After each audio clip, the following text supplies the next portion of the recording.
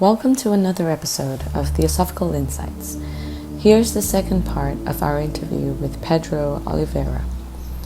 He shares how there's an immovable depth of the mind that conflict doesn't enter. His experiences in Nadir as International Secretary of the Theosophical Society, the balance of study, meditation, and service, mysticism, as well as the role of humor in the TS and spiritual life. His humor and storytelling makes the wisdom he shares both relatable and inspiring. I've always been drawn to Mr. N. Sriram as a person, even though, I've been meaning to pick up your book about him. It's in queue. Because the thing is, I've just been very drawn to him ever since I heard about him being a very good listener, and how when people used to sit with him and he and just spoke to him, he would stay silent, but the person who was talking to him would feel very understood. Yes. So. One final story. He was in a European Congress of the TS in the 60s. The General Secretary of the Icelandic section asked him, "Is it possible for you to sum up all your teaching in one sentence?" Sri Ram said, "I can try."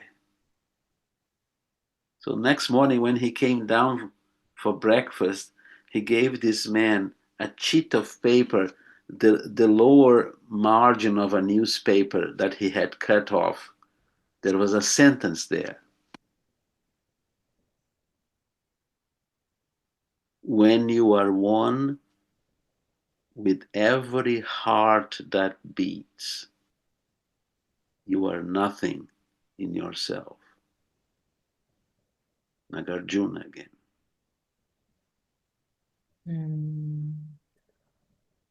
It makes me think about the parameter of kshanti, the patience in Yes. Buddhist system. Seems that he had it very highly developed, and that is said to be the most difficult parameter to practice. And also, Yes. it follows after Shila, which is moral behavior, and we know the popular phrase that patience is the mother of all virtue. So it's very rare that we can find people that have so developed that wonderful quality. Amazing. Some people think that patience is a card game. But it tends to calm them down for a period of time. But the paramita called patience is much more profound than that. Indeed. Mm. And how do you deal with conflicts in your life? It could be within yourself or with others. Yes. If I try to follow my mind, I'll be in trouble Mm. because uh,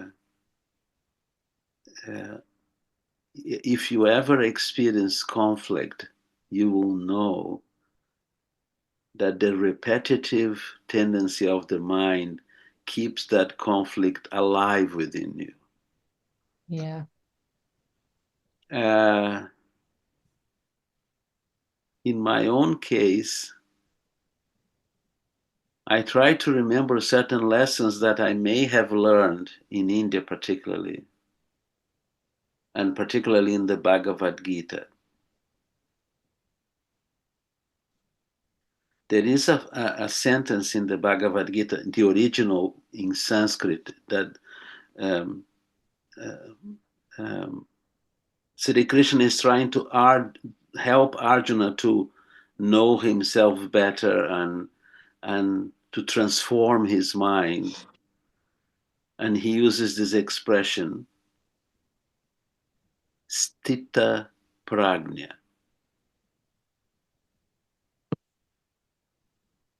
It is a mind that is not moved by experiences. It stays in its own calm. Mm. I was having a conversation with Radha Burnia. I said, there is this expression, stita prajna. I know that prajna may be consciousness or mind and so on, or intelligence. But what is stita? She was a Sanskrit scholar. She looked at me and she said, immovable. So there is this depth of the mind in which the conflict doesn't enter. Of course, the conflict continues to be active in the surface of the mind, but in my case, and we have here at home a quiet room, we only go there to meditate or pray. This is another question, because Madame Blavatsky said that Theosophists don't pray. I beg to differ, respectfully. And these moments of quiet and aspiration, they help me to see things more clearly, and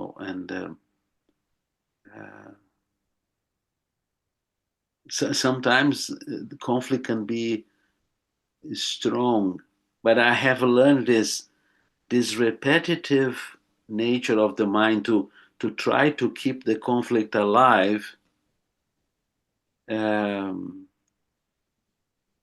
It's like a game, and you can just walk away from it. You don't need to occupy your mind with all this. And sometimes the conflict becomes very objective, and then you may hope that your best self comes into play.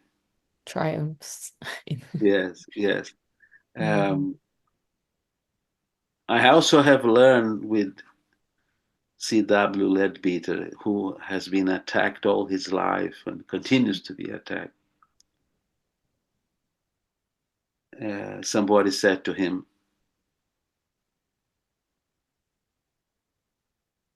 they are saying horrible things about you. Really horrible things.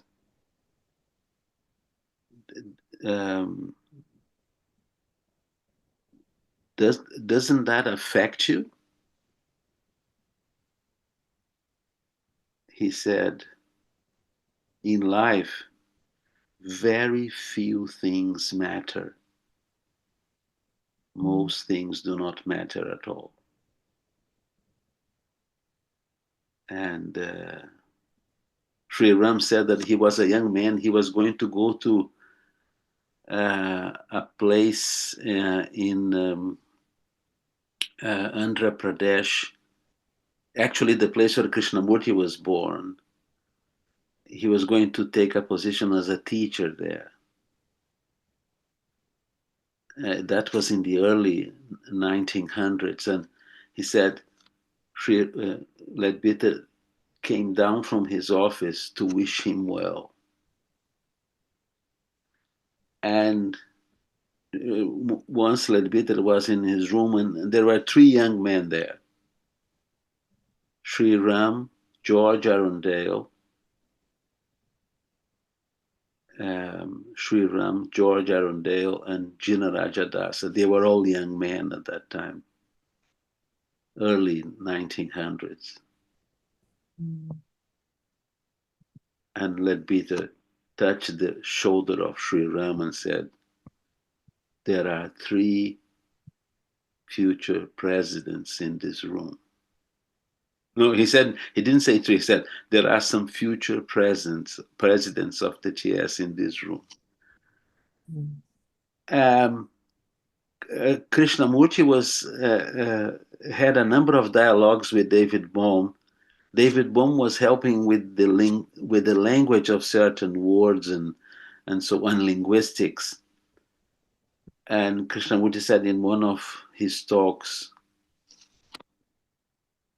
a problem, literally, is something which is thrown at you.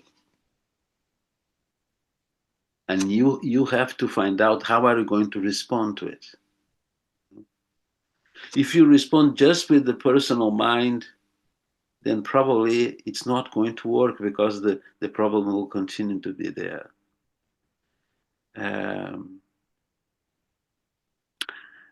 We have a member in Australia. He's quite old now, and he was a member of the Manor community when Sri Ram came to visit. Sri Ram actually was the head of the Manor at that time. And Sri Ram was on the balcony just looking at the harbor of Sydney Harbor and the trees. This man said, you have so many responsibilities. There are so many problems in this center, in other centers that you have to deal with. How do you manage? And this elderly gentleman said to me that his reply would stay with him all his life. Sri Ram said, it's just wind blowing in the trees.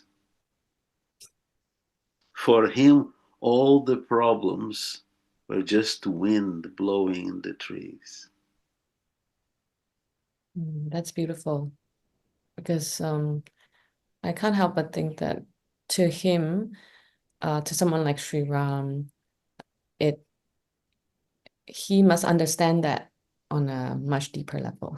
He really feels like it's wind in the trees. But to say something like that to someone who's not at that level yet, not really able to realize that yet, it's still a really profound, it would still have a very profound impact.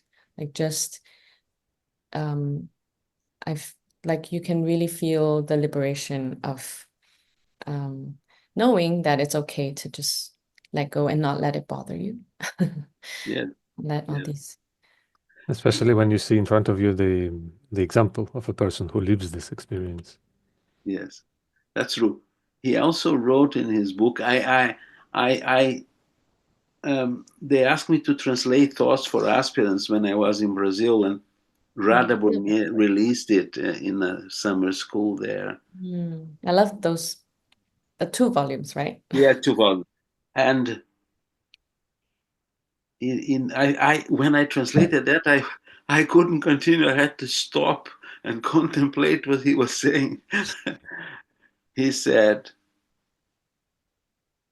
love is the solvent of the little self.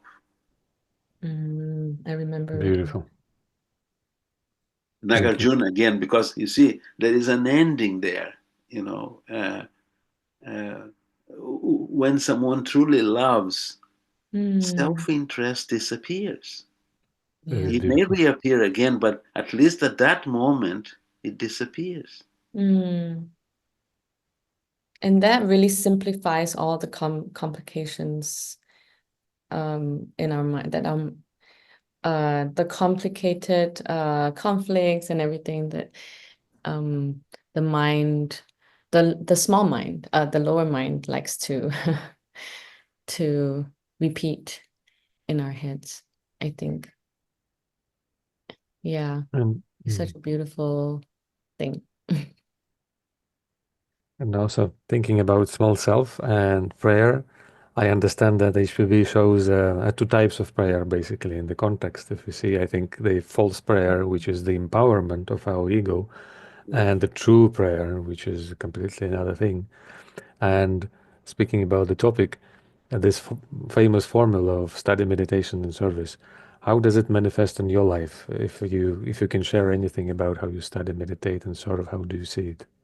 Yes, again, I contacted this idea very early on in the TS. I think it's a wonderful way of trying to convey to students or to members that the quintessence of theosophical life is balance. And I have seen authors also mentioning this. For example, if you highlight service too much, you tend to become an activist. And you may get isolated from your family or friends and so on. If you highlight meditation too much as the only thing that matters, you may become self-absorbed with your own practice, you know. And if you emphasize study too much, there is the great danger there is called pride. How do you say pride in Chinese? Oh, man. And in Russian?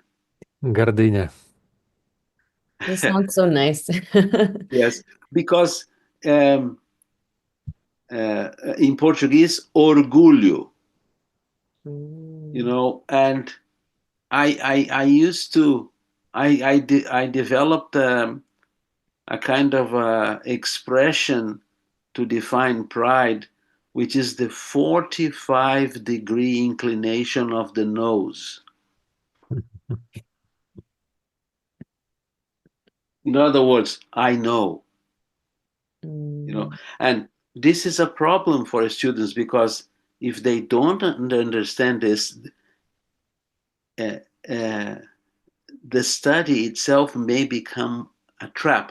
So in the theosophical literature, the tree represents a balanced life, but they also represents an activation of the higher triad in the human being. And that is meditation. If it really reaches a certain depth, it may facilitate the development of buddhi in a person. Study, if it is approached in a deeper perspective, and HPB may have suggested that you study becomes a form of jnana yoga. And I was fascinated when I was younger because both Dr. Besson and HPB have mentioned this, that whenever you are studying, if you find a sentence which is really important, you should stop. And then you should ponder on that sentence as deeply as you can. Because that's how study works. And in the Indian tradition, they suggest that that real study involves listening, as I mentioned before, but then the capacity to find out what is behind the words that are described. And service, of course, Dr. Besant said it all. She said in her book, The Theosophic Life, service is the great illuminator. We do not learn wisdom by knowledge, but by service. So to me, it is quite a balanced expression of teaching, and then they can help many people. Wonderful. I'm taking notes. If I had to stop, I already had to stop long ago. There are things to think about. Thank you. Yeah. And you lectured quite extensively on the topic of mysticism, right? So can you talk a little bit about that? Oh, yes. I went to Adyar to attend the School of Theosophy in 1989. The presenter was Rohit Mehta, and the subject was meditation, but he approached the subject of meditation with a very wide arch, including several traditions. But before I arrived at Adyar, I had a week or so in London because I wanted to visit the Mahatma letters in the British Museum. So I went to do the TS, and Miss Yante Hoskins, who was my teacher at the Crotona School, she gave me a little voucher or reference letter. So I saw the letters there.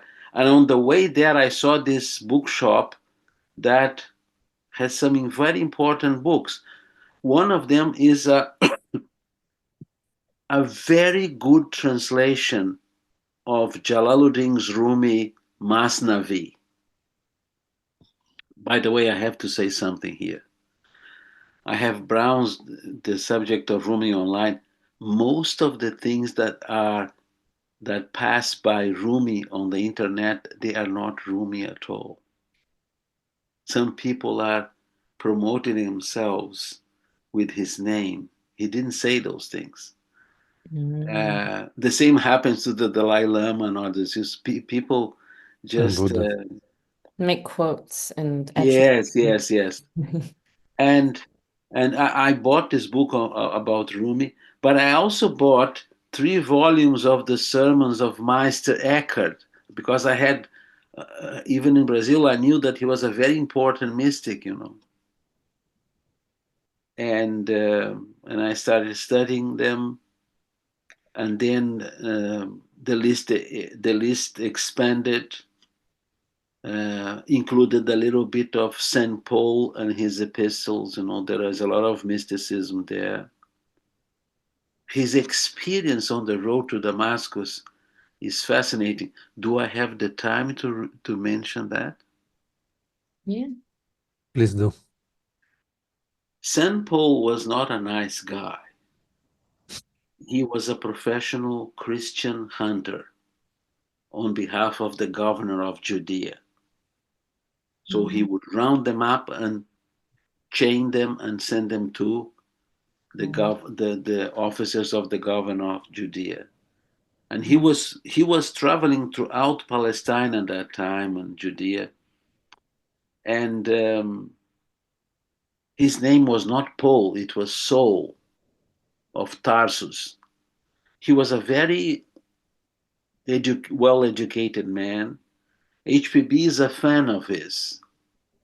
If you go to the index of the secret doctrine that collected writings and other books, she always calls him the Christian initiate, and she would never waste that expression on anybody. If she says that he was a Christian initiate, he was.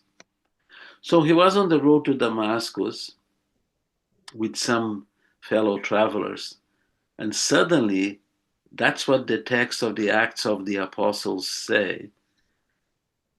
A very intense light, bright line shone on him from the sky, and he fell down. And that experience of the light blinded him. He couldn't see anything. And from within that light, a voice told him, "Saul, why do you persecute me?" And Saul, without batting an eyelid, or immediately said, "Is that you, Lord?" So he immediately realized that he had been visited by Jesus, who had died a number of years ago. So he was taken to the house of a disciple. They tried to nurse him. He was still blind. When he came out of the house, he had recovered his vision. And he became a very important apostle. he says, which is the essence of the mystical experience. In one of the epistles, he said, "Each day I die." Nagarjuna again. Each day I die. Can you imagine this? The whole contents of a day's experience ceases to exist because this individual knows how to do it. That means he's not living in the past. And other authors in mysticism includes Sri Ramana Maharshi, very profound sage. Somebody asked him this question: how can we help others? He said, there are no others. We are all one. He had cancer in his arm and he was dying, and there was an old lady, very devoted to him. She was crying because he was dying. So she decided to go to him and tell him. And she said, how come that you are going to leave us?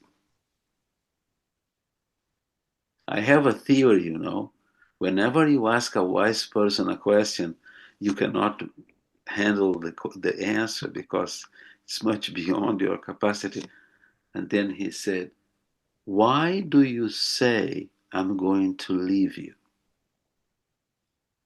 Where would I go? So that means his consciousness was one with everyone. And another Kabir is also a mystic that I'm very interested on. And Krishnamurti. In his notebook, where the spring of his teachings are, according to Mary Lourdes, in his notebook he says, one awoke in the middle of the night, and the brain was the center of creation. Again, it's a very expanded state of consciousness. Yes, and I continue to study. From time to time, I give some talks. I'm supposed to give a talk here in Sydney on radical seeing, mystics as forerunners of a new consciousness. Wow, it's very interesting because you said that, well, you studied philosophy and you are very much into investigation, and so that is more. Would you say that is that would be considered like the occultism side to spirituality? Where how do you combine, or how do you balance both mysticism and occultism? Yes, I have read the view several times in the TS that the path of occultism is higher than the path of mysticism, that some mystics have emotional problems. I actually heard that view, but I think that they are two different facets of the same thing. HPV wrote 1,500 pages in The Secret Doctrine. It is the essence of theosophical metaphysics. It's not an easy book to read. I tried to read it cover to cover when I was young. I almost got a migraine. And she said, don't try to read cover to cover. And she decided that her last book would be The Voice of the Silence. And if you read the preface, she says, this is a book on mysticism. This book was written for the real mystics, the few real mystics in the TS. And that's what the book is, you know. And there are statements like the fullness of the seeming void and the voidness of the seeming full. Nagarjuna again. Um, so I am interested, of course, in studying what occultism is. But Madame Blavatsky left this warning. She said in Practical Occultism, true occultism is the great renunciation of self, absolutely and unconditionally. So it has nothing to do making some experiments here and there. It is something rather serious, you know. Indeed. You must be very tired. Oh, I feel fascinated. Very fascinating. I'm very curious also about your experience as international secretary in ADR, if you could share maybe a little bit, because it's an aspect of service of a very intensive, I imagine, degree. Yes, I was at ADR for the 1991 convention. It was the HPB centenary convention because she died in 1891 and the convention was in 1991, 100 years after she died. And I was there and with a number of colleagues and so on. And then I received a message that the president would like to see me after the convention. I didn't know what it was. And I went to her house, which is by the sea. And she said, I would like people from your generation to come to ADR and discover what is the role of ADR in the Theosophical movement, what Annie Besant did for this center. She transformed a property which was 27 acres in 257 acres. And anyhow, and she said, and therefore I would like to invite you to be the international secretary. I almost fell off the chair. I was 35 at that time. Wow. And she said, don't you think I'm too young to do this? She said, no, you are young, but not too young. So I had to arrange certain things in Brazil. I came back, went to her office, and she was signing the notices to different departments at ADR about my appointment. She said, but I'm going to send this note, but there is something I need to tell you. Because you are going to occupy this position at a relatively young age, some people will start flattering you. My English at that time was poor. I may have understood some people may start flattening you. Which can also happen. Both things happen. and then she gave the advice of a lifetime. She said, therefore, you have to remember that no matter what people say, you are what you are.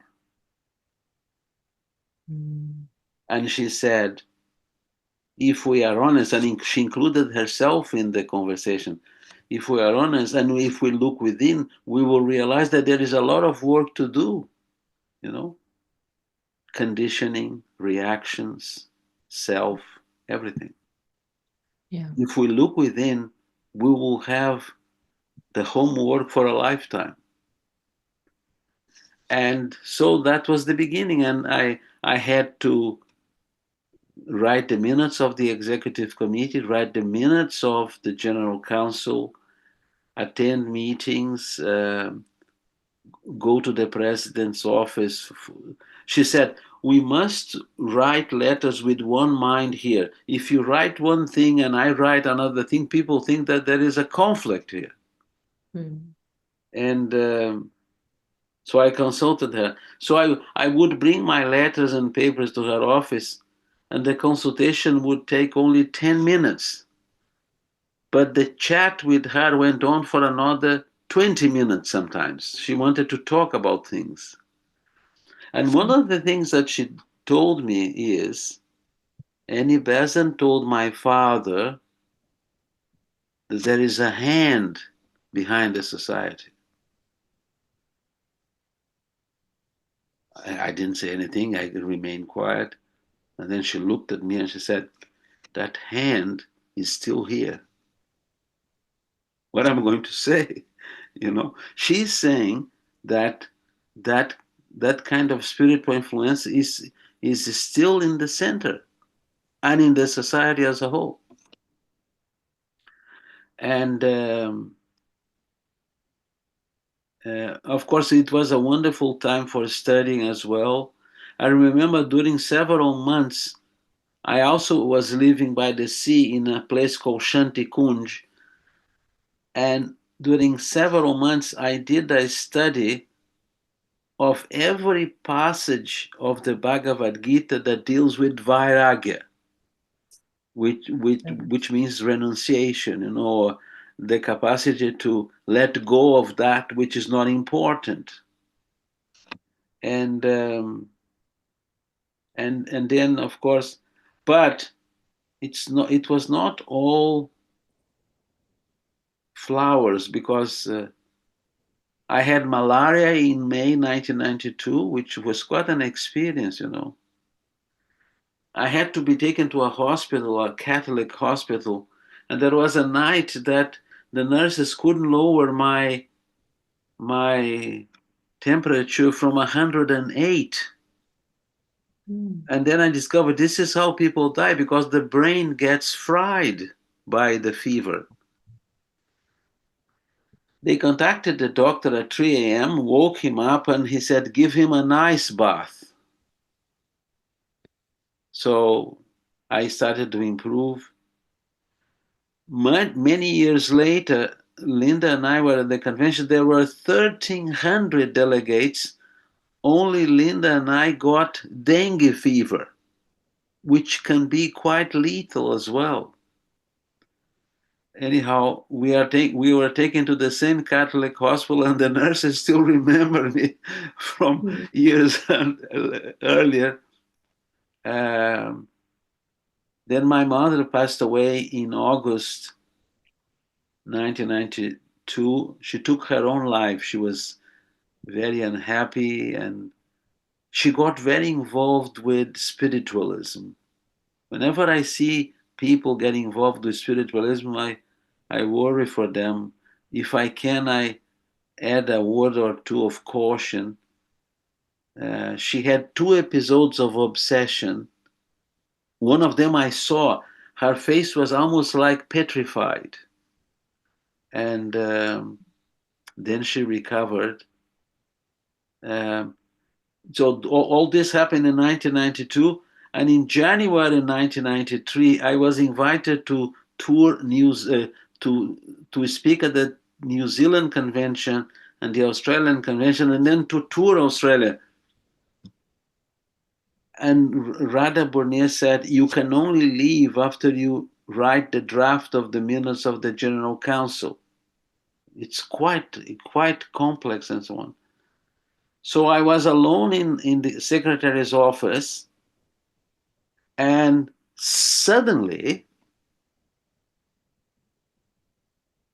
this feeling overcame me that something would happen in this tour, and I may not come back alive to Adyar. It's very difficult to explain. It was a kind of a premonition, if I may say so. Well, I soon found out, because when I was traveling in Australia from the high mountains to the sea level to catch a flight back to Sydney, the car I was traveling, it was pouring rain, the car went into the other lane and hit a tanker full of molasses. The lady driving the car, her nose was hurt and her liver was hurt because of the seatbelt. And in my case, the seatbelt cracked my sternum. I almost died. We both almost died. So when I went back to Adyar, Radha Burnier came to visit me, and she said, uh, she said, well, it is said that those who are serious about the path, their karma accelerates rather swiftly. There was a person in the room and said, but he seems to be accelerated a lot. And then she said, good. Anyhow, that was her view. It So was a period of, accelerated, but still enough for you to overcome, right? sorry? But it was still within your capacity to overcome in a way, like, Yes. so you had. It was a period of work, Mm. study, and we used to see American films in the US Information Service near the consulate, the US consulate there. Mhm. And my neighbor was Norma Shastri. She was the dame of the compound. She helped many, many animals, you know. She was very compassionate. And on the weekend, on Sunday, she opened her house to everyone to listen to classical music and look at the Bay of Bengal from her balcony. It was wonderful. She worked for 11 years with the Gwalior Maharaj and his family. She was the governess of the children, and they travel extensively around the world. And she helped Mrs. Walt Disney to put on a sari. You know, uh, I have an interview with her published in the Australian magazine many years ago. Um, she was very sympathetic to young people, but she was a practical person. So that was my life at Adia. Amazing. Yeah. Amazing. Thanks for sharing. I realized that you have a lot of humor and you like to tell stories. So, what kind of a role does humor play in your life? And Yes. why do you think it's important in our spiritual life as well? Well, I think our theosophical leaders had the humorous side to them, you know. Um, uh, Even the Mahatmas seem to have an element of humor if you read the letters. I think humor is important because it shows that everything is relative, but also because it helps people to relax and to leave their mindset for a while, you know, and in listening to those. Um, for example, when I was president of the RDR Lodge, we invited Joy Mills, Mary Anderson, Iante Hoskins for a presentation on the lighter side of theosophy.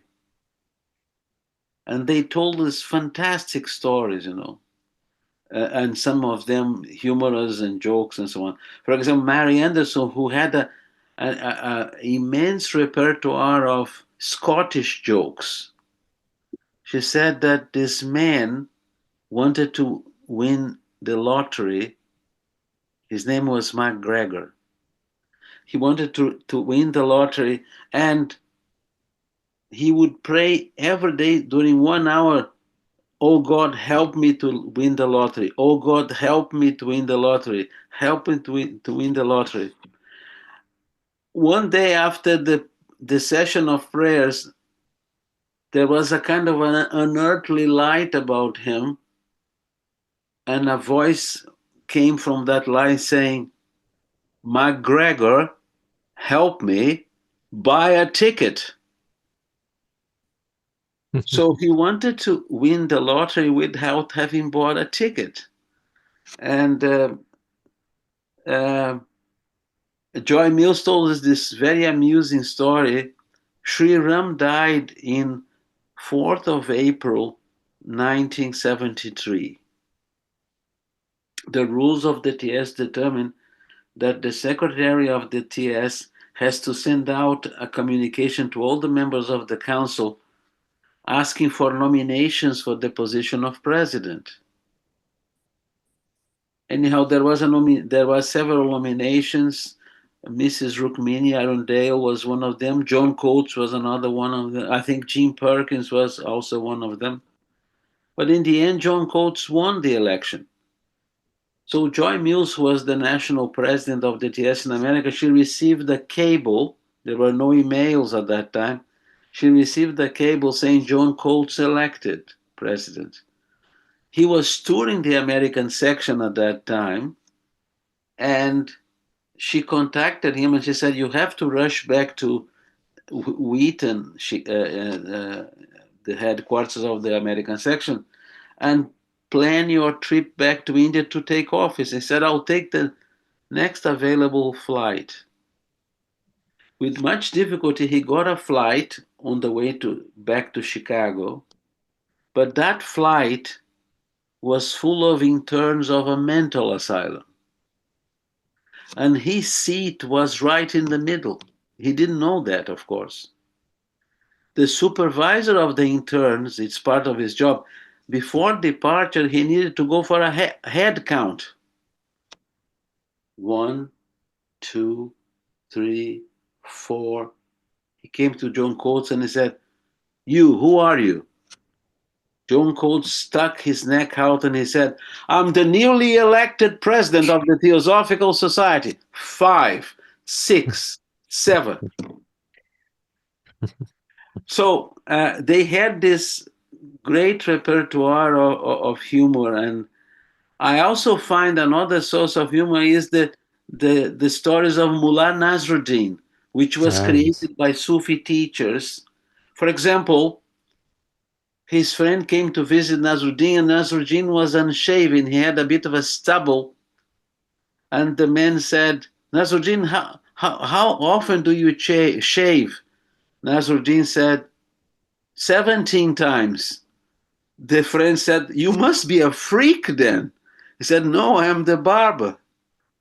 It's a study about preconcept and prejudice. Jan Nasreddin was very popular in the Soviet Union. I read it as a child. Really? Yeah. Yes. He's still very popular. And one of the best editions is by Idris Shah. Yes, exactly. It's beautiful.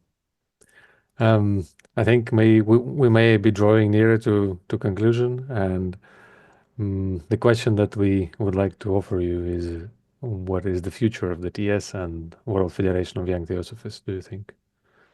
And maybe you have a message to young Theosophists. Well, the society had many problems in its history, but it arrived in the 21st century because it has members who mean business. I don't know if you have noticed that monument in the headquarters. It is on the left of the earlier theater where the convention takes place.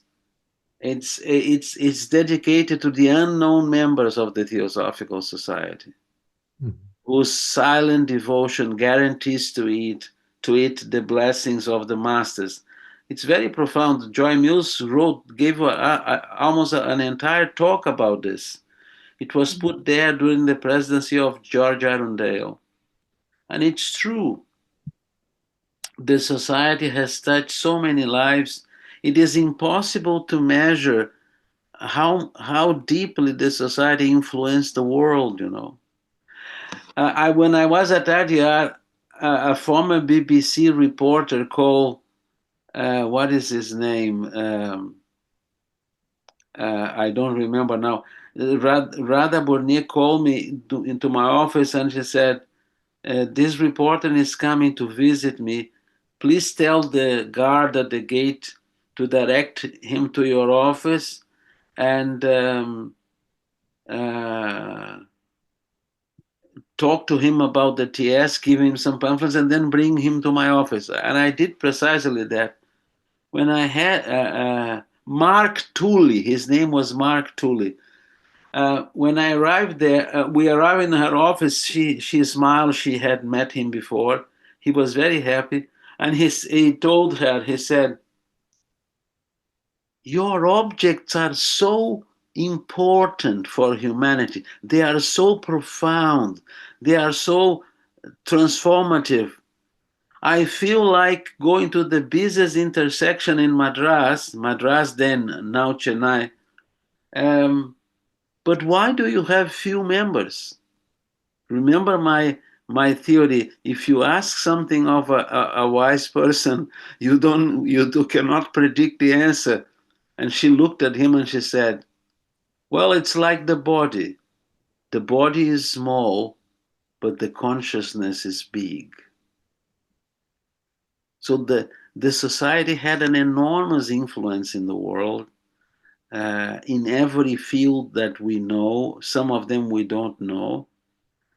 And she also said in an interview published in the American Theosophy, she said, if even 5% of the members lived the theosophical life, we would have an enormous influence in the world, because we would become a vehicle for something much bigger than us. And Madame Blavatsky also said. So I think the future of the society is assured, in spite of the difficulties, but it cannot be taken for granted, And I mean, we need deeper students of theosophies, but also we need service-oriented people. We need people who are exploring meditation, and from a balanced point of view. And regarding the young theosophists, I think the motto of George Arundale's presidency is very important. He said, I did a study of the keynote of all the presidents, and he said, together differently. We don't need to imitate each other. We don't need to pattern ourselves after other people, but we can be together in our own way, and therefore contribute to the work of the organization. That's beautiful. Yes. In a way, that's like in a nutshell, or the microcosm of the whole purpose of evolution, right? Because Yes. we come here to gain individuality in order to be more conscious of our unity. That's beautiful. Thank you for spending your precious time with us today. Yeah, we really, I'm sure I speak on behalf of all three of us present here listening to you, that we really enjoy your stories. Yeah. Thank you for I made the a note of invitation, and I hope the Federation, as they say in English, will go from strength to strength. yes. Thank you. I have made a lot of notes for further theosophical work, for sharing, for reflection. So thank you. It was very valuable indeed. Okay. And it would be beautiful to keep going and going and going. Thank you. Thanks for tuning in to another episode of Theosophical Insights. I hope you enjoyed our conversation with Pedro. Like and subscribe to our podcast for more episodes. We're available on all podcast streaming platforms, as well as on YouTube, if you want to see our guests and our own beautiful faces. Also, you can visit the website of the WFYT, the World Federation of Young Theosophists, which is WFYT.org, to find out more about the podcast and other projects we're doing to spread love and light. Till next time.